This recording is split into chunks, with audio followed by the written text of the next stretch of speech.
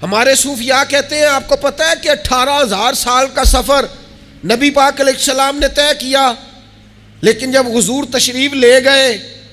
तो पानी चल रहा था तो चलता रहा, कुंडी हिल रही थी तो हिलती रही, बिस्तर गर्म था तो गर्म रहा,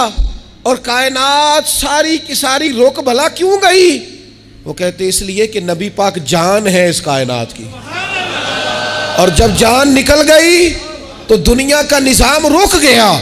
और जब जान और रूह वापस आई तो फिर निज़ाम दोबारा से चलने लगा। आला हज़रत फाज़िल बरेलवी कहते हैं जान है वो जहान की, और अगली बात उससे भी निराली है,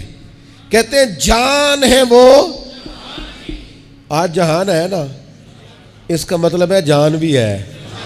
तू जिंदा है वल्ला तू जिंदा है। कहते हैं जान है वो जहान की, और जान है तो जहान है, अगर जान है तो जहान है, करूं तेरे नाम पे जान फिदा, नाम बस एक जान दो जहां फिदा, मेरा दो जहां से भी नहीं जी भरा, मैं करूं क्या करोड़ों जहां नहीं। अजीज दोस्तों, वो कहने लगा, शख्स कहने लगा, मैंने वो रात सारी देखी है, ये जो कह रहे हैं ना वो मस्जिद अक्सा आए थे, बादशाह मुझे कसम है अल्लाह की वो आए थे, वो दो कड़ियां मेरे मन विच रुके है, वो कर गए नूर उजाला।